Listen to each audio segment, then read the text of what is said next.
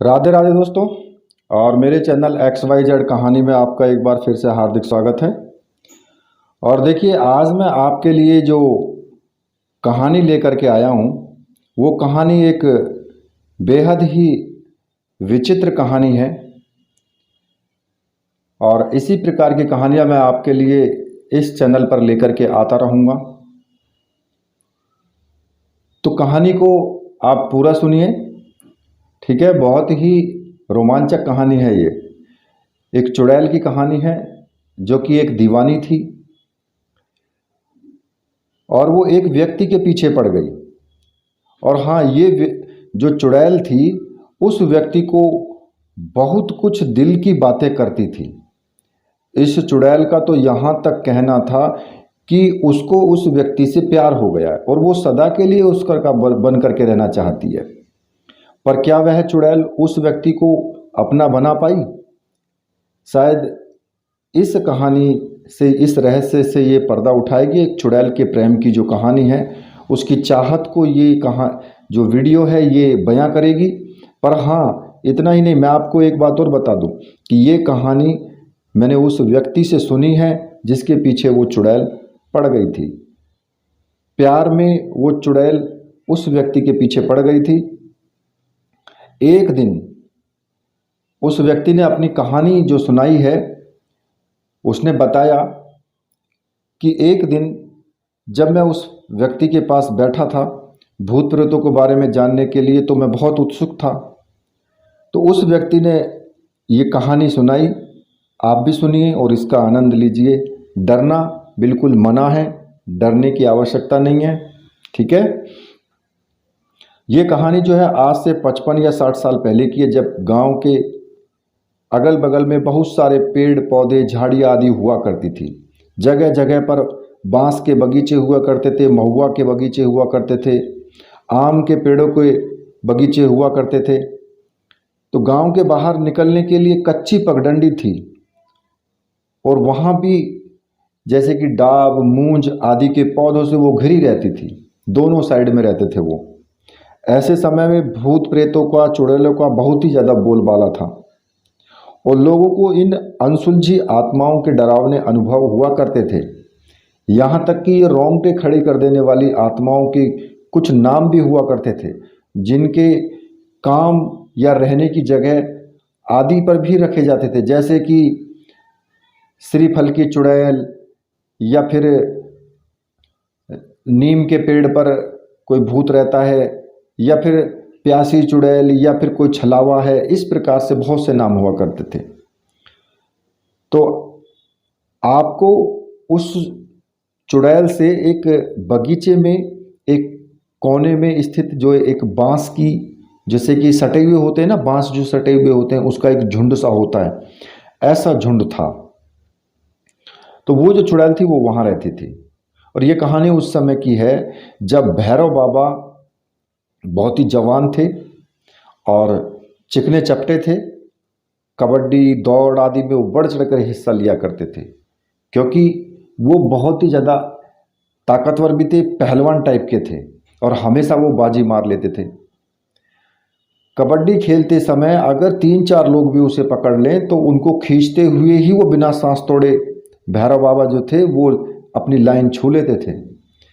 भैरव बाबा के घर के आगे 200 मीटर की दूरी पर उनका खुद का ही एक आम का बगीचा था और उसमें आम के लगभग 15 या 16 पेड़ थे और उस बगीचे के एक कोने में बांस का एक झुंड था, जिसमें कि बड़े बड़े बांस थे। वो एक झुंड टाइप था और उसमें बांस की जो 4-5 ऐसे झुंड थे साथ साथ ही।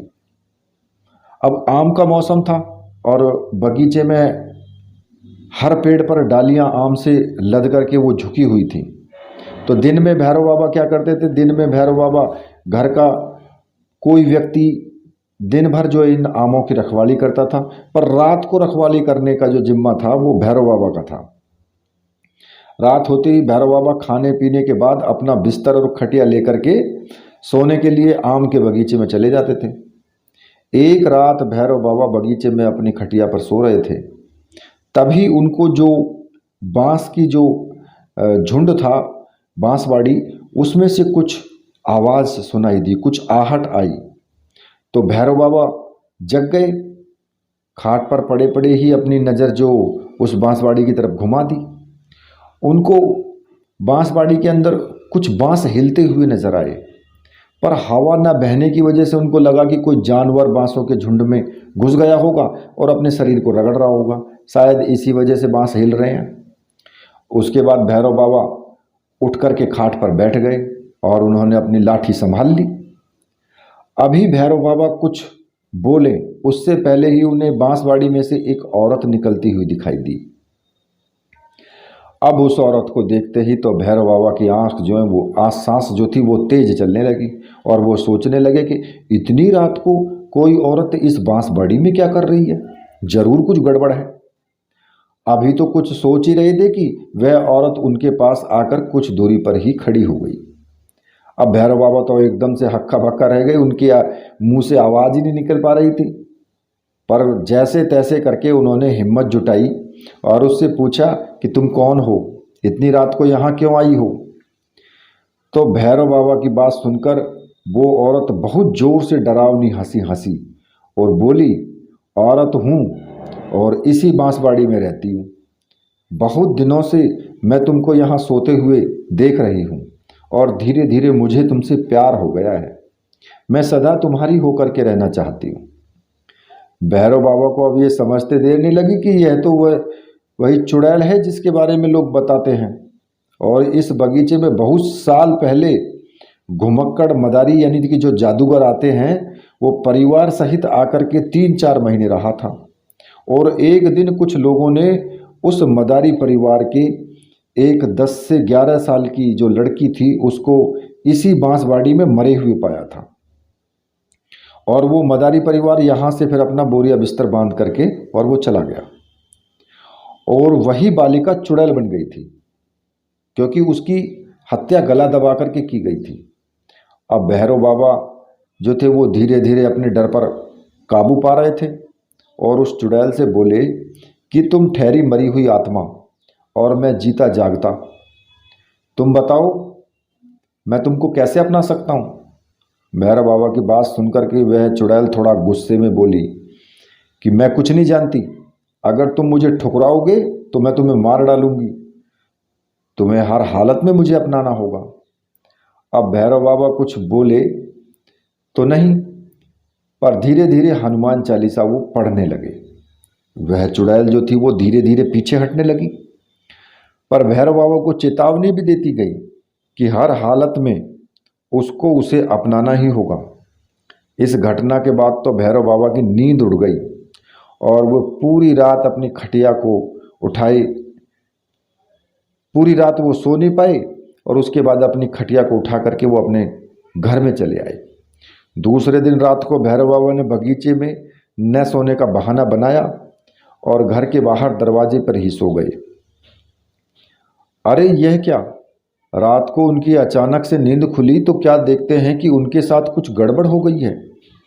कोई औरत उनके पास सोई हुई है। भैरव बाबा फौरन जाग गए और उस औरत से पूछने लगे कि कौन हो तुम। वह औरत डरावनी हंसी हंसी और बोले कि रात वाली ही हूँ,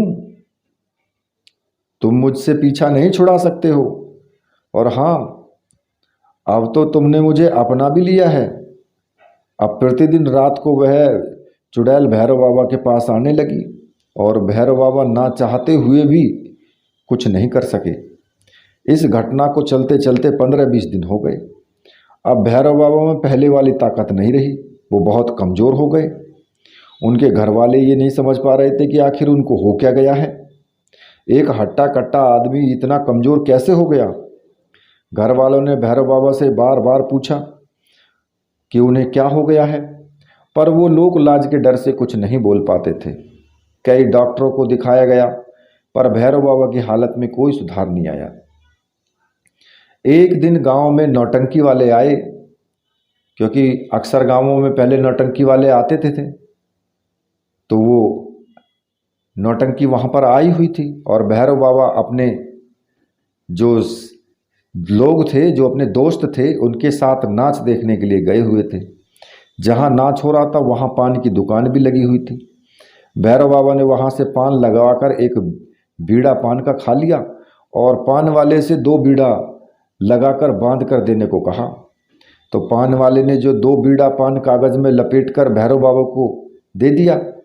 नाच देखने के बाद भैरव बाबा वापस घर आ गए और सोने से पहले वो पान का बीड़ा निकाल कर खाए और बाकी एक बीड़े को वैसे ही लपेट कर पॉकेट में रख लिया। उस रात भैरव बाबा के साथ एक चमत्कार हुआ और वह चमत्कार यह था कि वह चुड़ैल उसके पास नहीं आई। सुबह भैरव बाबा जगे तो बहुत खुश थे। उनको लगा कि पान लेकर सोने की वजह से वह चुड़ैल उनके पास नहीं आई। उन्होंने अपने पास रखे उस पान का दूसरा बीड़ा जो था वो खाया नहीं और दूसरी रात भी उसको पॉकेट में रख करके सो गए। उस रात वह चुड़ैल तो आई पर उनकी खाट से कुछ दूर खड़ी होकर के वो चिल्लाने लगी। भैरव बाबा की नींद खुल गई और वो उठ करके बैठ गए। उस चुड़ैल ने गुस्से में कहा कि तुम्हारे पॉकेट में जो पान है, इसमें लपेटा हुआ जो कागज है, उसको निकाल करके फेंक दो। पर ऐसा करने पर भैरव बाबा ने मना कर दिया कि मैं तो नहीं फेंकूंगा उसको। लाख कोशिश करने के बाद भी वह चुड़ैल अपने मकसद में कामयाब नहीं हुई तो वो रोते हुए उसी बांसबाड़ी की तरफ चली गई। अब भैरव बाबा को नींद नहीं आई। वो फौरन बैटरी लेकर के और उस लपेटे हुए पान के कागज को देखने लगे। उनको यह देखकर बहुत आश्चर्य हुआ कि जिस पान को जो उन्होंने कागज में लपेटा था वह कागज किसी अखबार का भाग था और उस पर हनुमान यंत्र बना हुआ था। अब भैरव बाबा समझ गए कि पान की वजह से नहीं अपितु हनुमान की वजह से उन्होंने इस दुष्ट चुड़ैल से पीछा जो था वो उसको छूट गया है। तो दूसरे दिन नहा धो करके भैरव बाबा मंदिर गए और वहाँ से एक हनुमान का लॉकेट खरीद कर गले में धारण किए। और इतना ही नहीं, अब रात को सोते समय वे हनुमान चालीसा का पाठ करते और हनुमान चालीसा को सर के नीचे रख करके ही सोते। अब भैरव बाबा फिर से भले चंगे हो गए और अब आम के जो बगीचा था उसमें सोना भी शुरू कर दिया। पर हाँ, वे जब भी अकेले सुनसान उस बांसबाड़ी की तरफ जाते उस चुड़ैल को रोता हुआ ही पाते।